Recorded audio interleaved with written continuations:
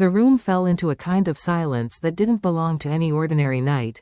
It was the heavy, suffocating stillness that appears only when a secret too large, too dark, has just surfaced.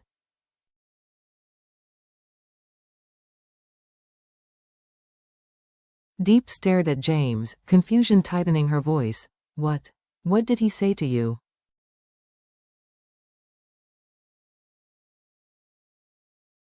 James didn't answer right away. He paced. One slow step, then another, pressing his hand on the edge of the table as if to steady the storm gathering inside him.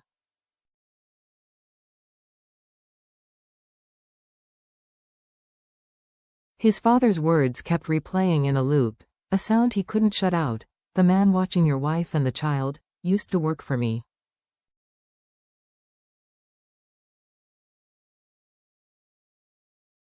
And he's no longer under my control.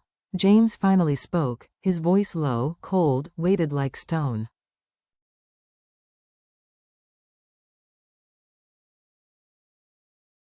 My father once hired him. Deep shot up to her feet. Hired? For what? James shook his head.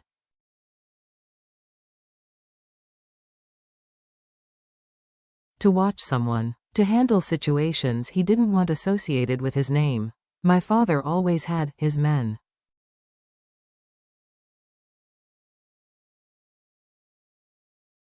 But this time, things got out of hand.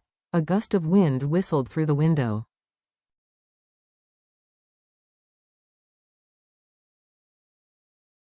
A dark fear threaded its way into Deep's chest. The man threatening her and little Nhi once worked for her husband's family.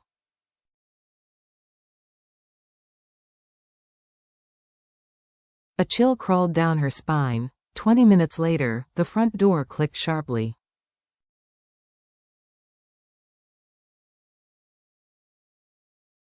Before James could react, the butler rushed in. Sir, Mr. Carter has arrived. Both James and Deep turned.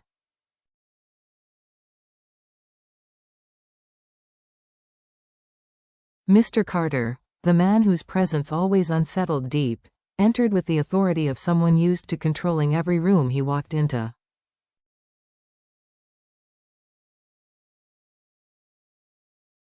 His black suit sharpened every edge of his already severe demeanor. But tonight, there was something else in his eyes.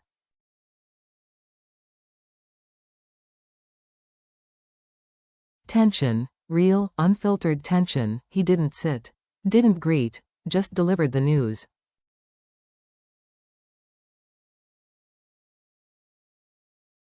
He betrayed me 3 months ago. I cut all ties. I didn't want to be linked to him anymore.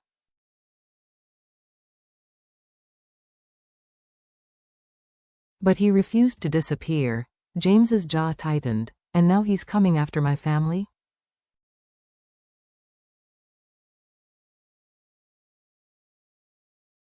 Mr. Carter inhaled deeply. No. His target is Deep. And I'm afraid the reason is tied to her past.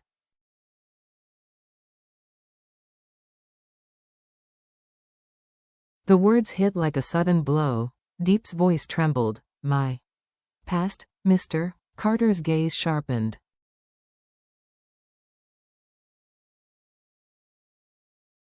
He has been obsessed with you for a long time, ever since you left him. That's why he applied to work for me last year.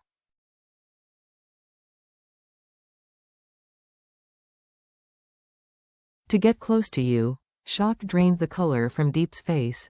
James shot up from his seat.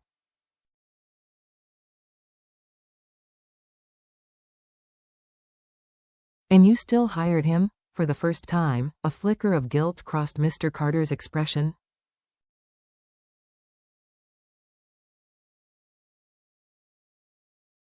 I did not know then. A beat, and now I have to correct my mistake, Mr. Carter placed a sealed envelope on the table.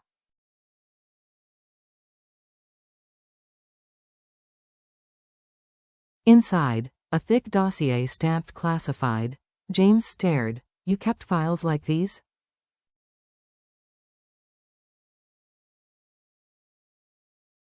Mr. Carter didn't answer. He opened to the first page. Name, Lam Tai. Occupation: freelance operative, unofficial handler of dirty work for multiple corporations.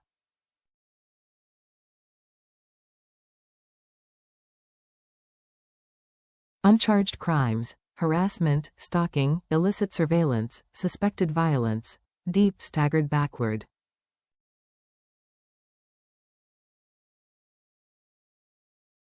Mr. Carter continued, he shadowed you for years.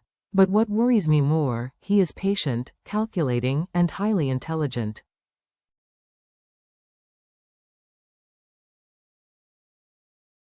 James felt something cold settle in his stomach. What does he want? Not money, Carter said.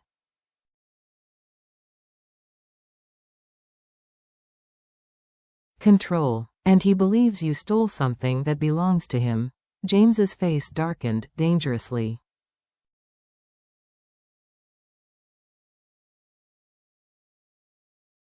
A security officer handed over a phone displaying grainy nighttime footage. A figure stood outside their door at 3 o'clock a.m.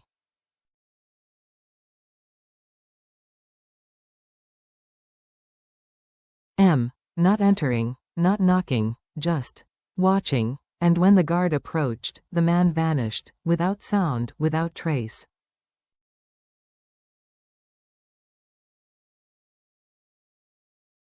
Goosebumps climbed up Deep's arms. James grabbed her hand. I won't let this continue.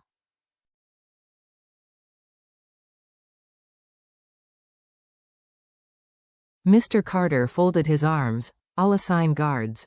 But this can't last forever. You must choose. Either stay here and stay vulnerable, or move to a safer location.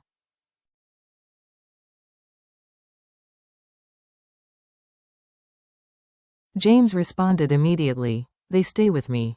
Nowhere else is safer, Mr. Carter studied his son's stubborn conviction, then gave a curt nod.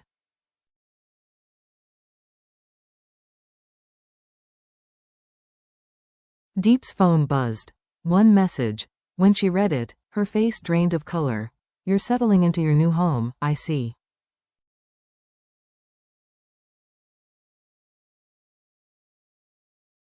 Don't forget, I've stood inside it before. Attached. A photo of little Nye's bedroom door, taken just outside the frame.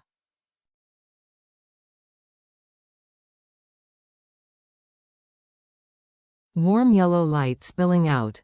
Door slightly ajar. Taken the night before. Deep screamed.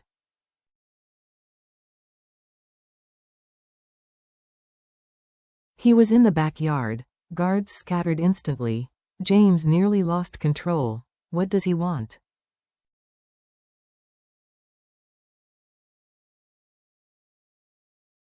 Mr. Carter examined the photo, his expression turning grim. He's taunting us.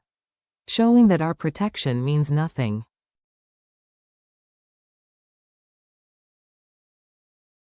James pulled Deep into his study and shut the door. We're leaving. Tonight. Deep shook her head.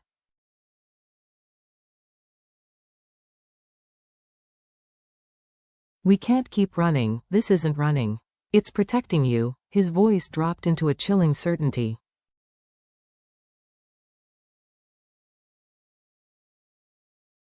I won't let a psychopath dictate our life. Tears stung her eyes. James?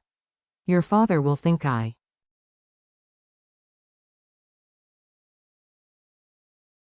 don't care what he thinks. You and NHI are my family. The words hit her like warm light through fog.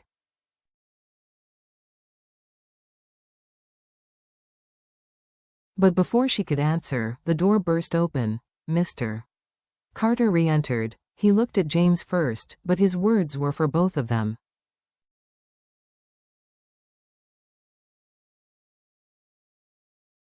There is something I didn't tell you. James and Deep froze.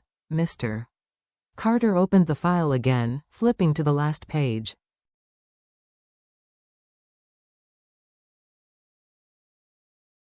A photo. A woman holding the hand of a little girl, around 3 years old, taken near their old rental neighborhood.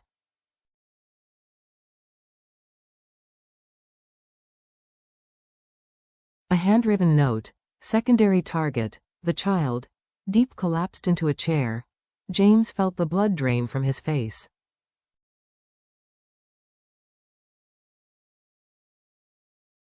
Mr. Carter continued, he doesn't only want deep.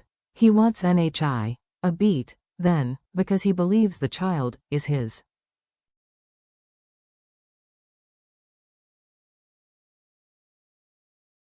The room turned to ice. Deep sobbed. No.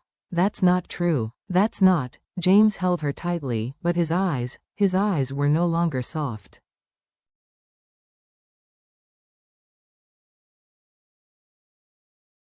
They were the eyes of a man preparing for war. James rose, slowly, deliberately, his presence thick with rage.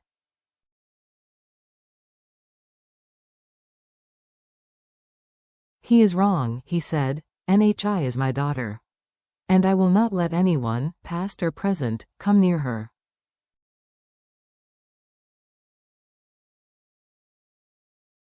Mr. Carter nodded, but he believes otherwise. James turned to his father. Then he will learn the truth.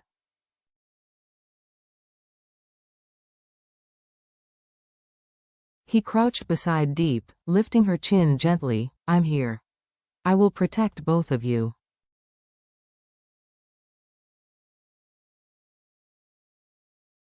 But from now on, we stop hiding. Then he said the words he had been holding back all night.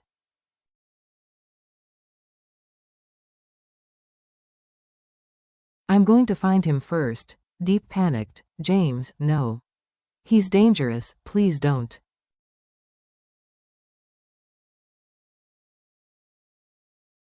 James pulled her into his chest. He crossed the line. That's enough. This moment was no longer fear.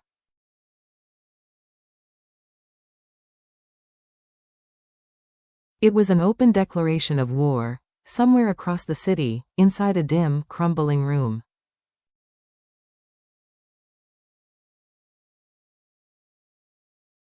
Lam Tai sat before a table covered in photos. Photos of NHI. Photos of Deep. Photos of the Carter estate.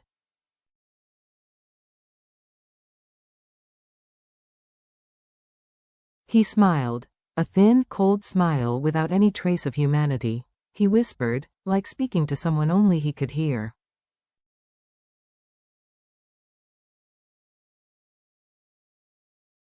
You ran to your husband's home? Good.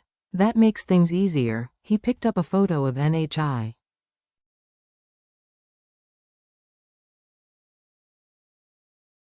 Traced the corner with his thumb.